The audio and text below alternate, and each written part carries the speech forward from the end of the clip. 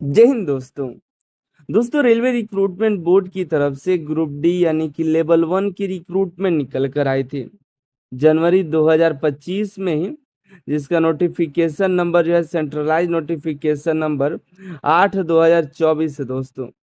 जिसमें करोड़ों कैंडिडेट ने फॉर्म अप्लाई कर रखा है। 1,08,00,000 के करीब कैंडिडेट ने फॉर्म अप्लाई किया हुआ है, जो सभी एग्जाम का इंतजार कर रहे थे। काफी लंबे समय से इंतजार कर रहे थे एग्जामिनेशन होने का रेलवे ग्रुप डी का। तो अब जा करके रेलवे रिक्रूटमेंट बोर्ड ने 17 नवंबर से दिसंबर के एंड तक एग्जाम कराने का फैसला लिया। लगभग 1 डेढ़ महीना 2 महीना तक एग्जाम में चलने वाला था। देखिए, करोड़ों कैंडिडेट की उम्मीदें रेलवे ग्रुप डी के एग्जाम पर थी और लाखों कैंडिडेट का उम्मीद रेलवे ग्रुप डी की भर्ती पर भी था, जिसकी उम्मीद को रेलवे ने कुचल दिया। कई सालों पहले रेलवे ने आईटीआई लागू करने को कहा था कि रेलवे के ग्रुप डी के टेक्निकल डिपार्टमेंट्स में आईटीआई जैसे क्वालिफिकेशन रखेंगे। और जब भर्ती देने की बारी आई, जब भर्ती आई, तो उस नोटिफिकेशन में इन्होंने कह दिया कि हम 10th लागू करते हैं, आईटीआई की अनिवार्यता खत्म कर देते हैं। तो जो बच्चे पिछली भर्ती में 10वीं पास थे, इस भर्ती आते आते तक बच्चे आईटीआई कर चुके थे कि नहीं भाई ग्रुप डी में जाना है तो आईटीआई करना होगा। जब आईटीआई कर लिए तब रेलवे कह रहा है कि नहीं, आपने तो गलती कर दी आईटीआई करके।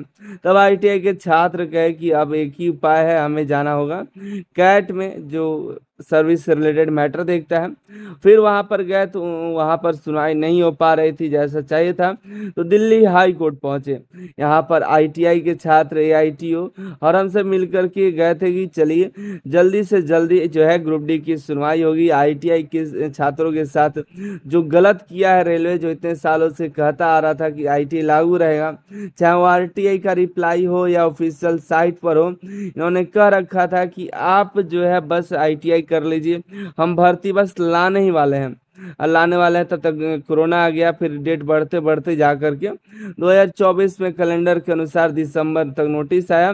फिर जनवरी में जा करके आईटीआई को हटा करके फॉर्म भरना शुरू हो गया। काफी सारे फॉर्म भरे, कैट में मामला गया, दिल्ली हाई कोर्ट में गया। दिल्ली हाई कोर्ट में दिल्ली हाई कोर्ट में केस को ये ग्रुप डी की भर्ती पर स्टे दे दिया।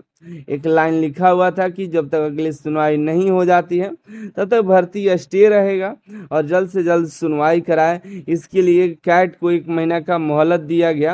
अगर रेलवे चाहता तो इसकी सुनवाई जल्दी हो जाती, और हम लोग चाहते भी थे कि जल्द से जल्द सुनवाई हो जाए। जो आईटीआई के छात्र हैं, एआईटीओ है, चाहे हम लोग हैं, कि जल्द से जल्द सुनवाई हो जाए, जल्द से जल्द एग्जाम हो, फिर जल्द से जल्द अगली भर्ती भी आए।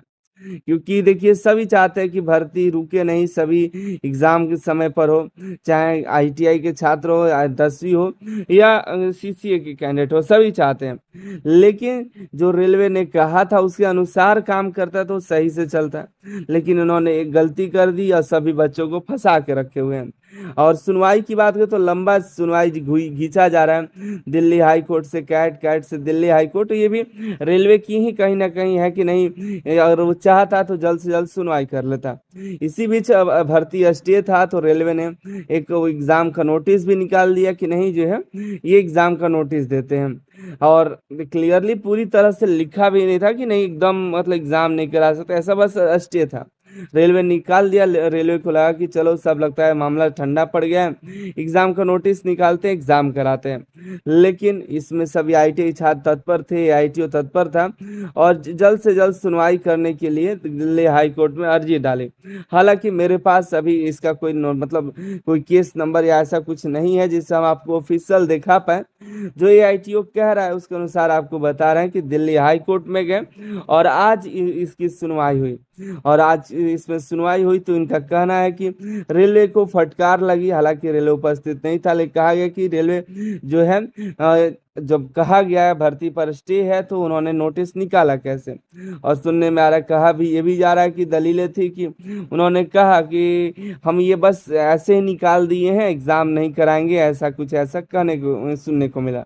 हालांकि ऐसा कोई मेरे पास सबूत नहीं है, लेकिन तब पर भी आपको जो जानकारी बता रहे हैं तो ऐसा है, तो उन्होंने कहा कि क्या मॉक टेस्ट कराने के लिए नोटिस निकाले हैं इतने बड़े भर्ती का? तो नहीं, तब जाकर के उन्होंने फिर सुनने में आया है कि इस भर्ती को स्टे दिया गया है। सुनने में आया है, हम मेरे पास ऑफिशियल अपडेट नहीं है। और वकील साहब भी बता रहे थे, और गौरव जयराम सर जो एआईटीओ के हैं वो भी बता रहे थे। तो स्टे है, तो वो तो एक दो दिन में आपको पता चल भी जाएगा। और एग्जाम का डेट फिलहाल अभी रेलवे की तरफ से कोई नोटिस नहीं निकल कर आया है कि ये इसको कैंसिल किया था। कैंसिल किया जाता तो शाम तक ये नोटिस आ भी जाता, नहीं नहीं तो नहीं भी आया अभी। तो देखिए कल परसों में शायद आ जाए, अगर कैंसिल होना होगा तो। लेकिन देखिए, स्टे की बात करते हैं कि स्टे लगा कि नहीं लगा। अगर लग गया तो एग्जाम आपका नहीं होगा, ये तो जाहिर सी बात है। अगर लग गया तो एग्जाम नहीं होगा, अगर नहीं लगा तो आपका एग्जाम होगा।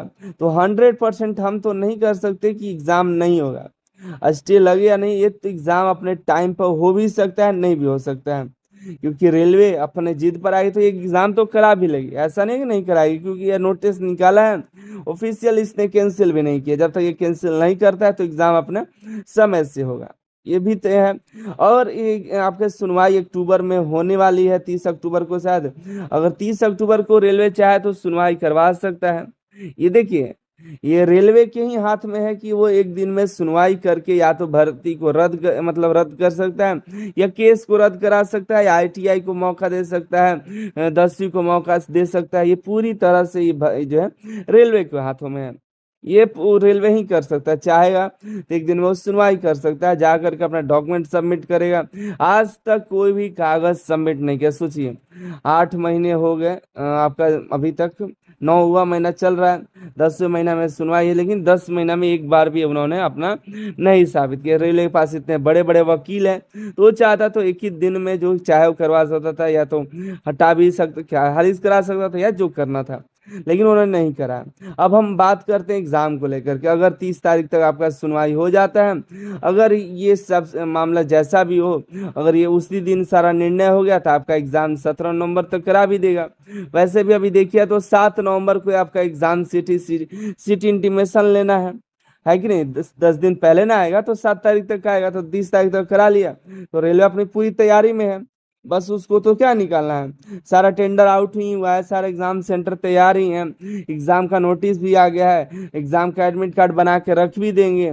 बस उनको भेजना रहेगा, ऑफिशियल पब्लिश करना रहेगा, 30 अक्टूबर को सुनवाई करा सकते हैं। अगर एग्जाम हो गया तो आप फंसिएगा, नहीं होगा तो भी आप फंसिएगा। फंसिए क्या, आपका समय मिलेगा। लेकिन अगर तैयारी नहीं रहेगा ना, तो कोई फायदा नहीं है। आप बस इसी तरह से यूट्यूब पर वीडियोस देख करके अपना टाइम वेस्ट करते रहेगा। तो मेरा कहना है बस यही है, जो एआईटीओ है लगे हुए हैं आईटीआई छात्रों के साथ, आईटीआई के छात्रों के साथ आईटीआई सभी लगे हुए हैं। जो सुनवाई होगा 30 अक्टूबर तक सुनवाई होगा, वो देखा जाएगा। लेकिन एग्जाम तो आप अपना तैयारी छोड़ देते हैं कि नहीं, एग्जाम तो कैंसिल हो गया, रद्द हो गया, स्टे लग गया। मेरा सवाल यही है, एक सवाल है, क्या स्टे लगने से आईटीआई